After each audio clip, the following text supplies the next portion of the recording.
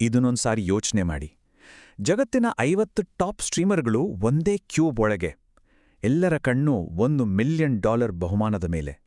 ಇದು ಬರೀ ಒಂದು ಆಟ ಅಷ್ಟೇ ಅಲ್ಲ, ಇದೊಂದು ದೊಡ್ಡ ಸೋಷಿಯಲ್ ಎಕ್ಸ್ಪೆರಿಮೆಂಟ್. ಇಷ್ಟೆಲ್ಲ ಪಣಕ್ಕಿಟ್ಟಾಗ ಮುಂದೆ ಏನಾಗುತ್ತೆ ಅಂತ ನೋಡೋಣ ಬನ್ನಿ. ಈ ಕಾಂಪಿಟೇಷನ್ನ ಸೆಟಪ್ ಕೇಳೋಕೆ ತುಂಬಾನೇ ಸಿಂಪಲ್.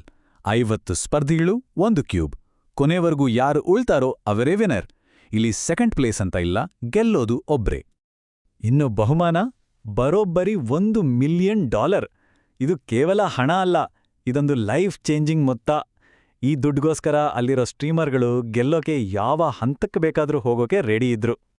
ಆದ್ರೆ 50 ಜನ ಸ್ಪರ್ಧಿಗಳಿಂದ ಕೇವಲ ಒಬ್ಬ ವಿನ್ನರ್ನ ಹೇಗೆ ಆಯ್ಕೆ ಮಾಡೋದು? ಅಸಲಿ ಸವಾಲೇ ಇದು.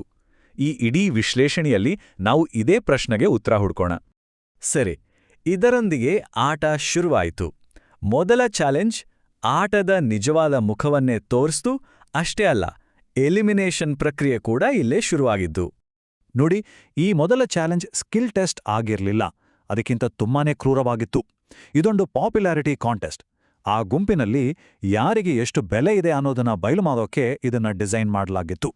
ನೋಡೋಕೆ ಸಿಂಪಲ್ ಆಗಿ ಕಂಡ್ರೂ ಇದೊಂದು ಬ್ರಿಲಿಯಂಟ್ ಮೂವ್. ಯಾಕಂದ್ರೆ ದ್ವೇಷ ಅನ್ನೋ ಪದ ಬಳಸಿದ್ರಿಂದ ಆರ್ಗನೈಸರ್ಸ್ ತಕ್ಷಣವೇ ಆಟದಲ್ಲಿ ಡ್ರಾಮಾ, ದ್ರೋಹ ಮತ್ತು ಜಗಳಕ್ಕೆ ಜಾಗ ಮಾಡಿಕೊಟ್ರು. ತಕ್ಷಣವೇ ಆಟ ಶುರುವಾಯಿತು. ಕೆಲವರು ತಮಗೆ ಶೂಟ್ ಮಾಡಿದವರ ಮೇಲೆ ರಿವೆಂಜ್ ತೀರಿಸ್ಕೊಂಡ್ರು, ಕೆಲವರು ವೀಕ್ ಆಗಿದ್ದವರನ್ನೇ ಟಾರ್ಗೆಟ್ ಮಾಡಿದ್ರು. ದೊಡ್ಡ ಥ್ರೆಟ್ ಅಂತ ಅನ್ಸಿದವರನ್ನ ತೆಗೆದುಹಾಕೋ ಪ್ರಯತ್ನನೂ ನಡೆತು. ಅಷ್ಟೇ ಅಲ್ಲ, ಯಾರಿಗೂ ಶತ್ರು ಆಗೋದು ಬೇಡ ಅಂತ ಕೆಲವರು ಸುಮ್ಮನೆ ಮಿಸ್ ಕೂಡ ಮಾಡಿದ್ರು. ಕೊನೆಗೆ ಮೊದಲ ಚಾಲೆಂಜ್ ಮುಗ್ದಾಗ 5 ಜನ ಆಟದಿಂದ ಹೊರ ನಡೆದ್ರು. ಈಗ ಸ್ಪರ್ಧಿಗಳ ಸಂಖ್ಯೆ 50ರಿಂದ 45ಕ್ಕೆ ಇಳಿದಿತ್ತು. ಈಗ ಎರಡನೇ ಚಾಲೆಂಜಿನ ಸರದಿ. ಇದೊಂದು ಆಪ್ಷನಲ್ ಆಗಿತ್ತು, ಆದರೆ ಇದರಲ್ಲಿ ರಿಸ್ಕ್ ತುಂಬಾನೇ ಜಾಸ್ತಿ ಇತ್ತು.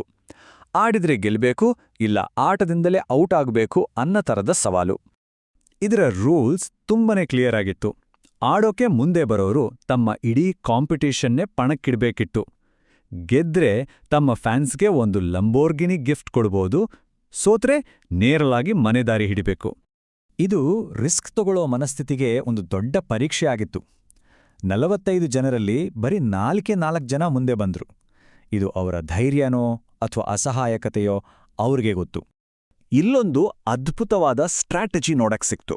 ಇದುವರೆಗೂ ಅದೃಷ್ಟದ ಆಟ ಅನ್ಕೊಂಡಿದ್ದನ್ನ 2 ಪ್ಲೇಯರ್ಸ್ ನಿಖರತೆಯ ಆಟವನ್ನಾಗಿ ಬದಲಾಯಿಸಿದ್ರು. ತಮ್ಮ ಫ್ರೆಂಡ್ಸ್ಗೆ ಹೊರಗಿನಿಂದ ಟೈಮ್ ಟ್ರ್ಯಾಕ್ ಮಾಡಕ್ ಹೇಳಿ ರೂಲ್ಸ್ನಲ್ಲಿದ್ದ ಒಂದು ಲೂಪ್ ಹೋಲ್ನ ಸರಿಯಾಗಿ ಬಳಸ್ಕೊಂಡ್ರು. ಇದು ಸ್ಮಾರ್ಟ್ ಪ್ಲೇಯರ್ ಯಾವಾಗ್ಲೂ ಬೆಸ್ಟ್ ಪ್ಲೇಯರ್ ಅಂತ ಸಾಬೀತು ಮಾಡ್ತು. ಸೋತ ಆಟಗಾರನ ಈ ಮಾತು ಒಂದು ದೊಡ್ಡ ಪಾಠವನ್ನೇ ಕಲಿಸುತ್ತೆ. ಗೆಲ್ಲೋಕೆ ಸಿಕ್ಕ ಪ್ರತಿಯೊಂದು ಅವಕಾಶವನ್ನ ಬಳಸ್ಕೊಳ್ತಿದ್ರೆ ಅಲ್ಲೇ ಸೋತ ಹಾಗೆ. ಸವಾಲಿನ ರಿಸಲ್ಟ್ ಎಷ್ಟು ಕ್ಲೋಸ್ ಇತ್ತಂದ್ರೆ ಕೇವಲ 5 ಫ್ರೇಮ್ಗಳ ಅಂತರದಲ್ಲಿ ಗೆಲುವು ಡಿಸೈಡ್ ಆಯ್ತು. ಉಳಿದ 3 ಆಟದಿಂದ ಹೊರ ಮಾಡಿದ್ರು. ಈಗ ಸ್ಪರ್ಧಿಗಳ ಸಂಖ್ಯೆ 42. ಈಗ 3ನೇ ಚಾಲೆಂಜ್, ಮತ್ತು ಇದು ಒಂದು ದೊಡ್ಡ ಚಾಲೆಂಜ್. ಯಾಕಂದ್ರೆ ಉಳಿದಿದ್ದ ಸ್ಪರ್ಧಿಗಳಲ್ಲಿ ಅರ್ಧಕ್ಕಿಂತ ಹೆಚ್ಚು ಜನರನ್ನ ಎಲಿಮಿನೇಟ್ ಮಾಡೋಕೆ ಇದನ್ನ ಡಿಸೈನ್ ಮಾಡಲಾಗಿತ್ತು. ಎಲ್ಲರ ಮುಂದೆಯೂ ಒಂದು ಕಠಿಣವಾದ ಆಯ್ಕೆ ಇತ್ತು. ಇಲ್ಲೇ ಎಲ್ಲರೂ ತಮ್ಮ ಸ್ಟ್ರೆಂತ್ ಮೇಲೆ ಬೆಟ್ ಮಾಡಬೇಕಿತ್ತು. ಅವರು ಸ್ಪೋರ್ಟ್ಸ್ನಲ್ಲೇ ಬೆಟರಾ ಅಥವಾ ಗೇಮಿಂಗ್ನಲ್ಲ. ಯಾಕಂದ್ರೆ 2 ಕಡೆಯಿಂದ ಕೇವಲ 10 ಜನ ಮಾತ್ರ ಮುಂದಿನ ಹಂತಕ್ಕೆ ಹೋಗೋದು. ಅಂದ್ರೆ ಇದೊಂದು ಬೃಹತ್ ಎಲಿಮಿನೇಷನ್ ರೌಂಡ್ ಆಗಿತ್ತು.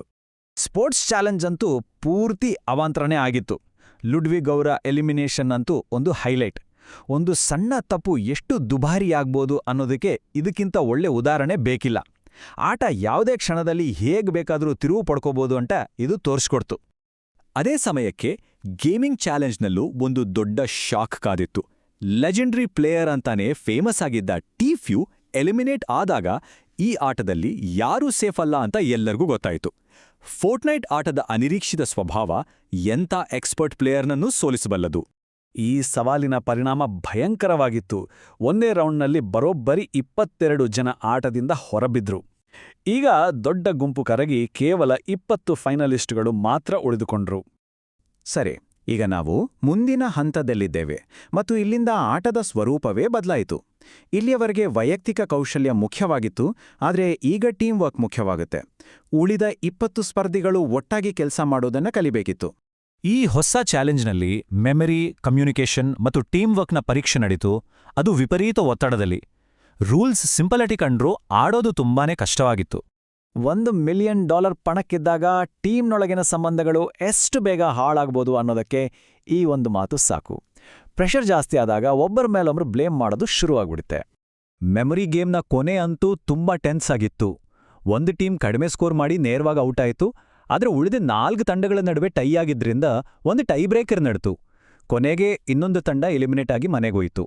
50 ಜನರಿಂದ ಶುರುವಾಗಿ ಈಗ ಉಳಿದಿರೋದು ಬರೀ 12 ಜನ. ಯಾರು ಸ್ಟ್ರಾಂಗ್ ಇದ್ದಾರೋ ಅವರು ಮಾತ್ರ ಉಳಿದುಕೊಂಡಿದ್ದಾರೆ.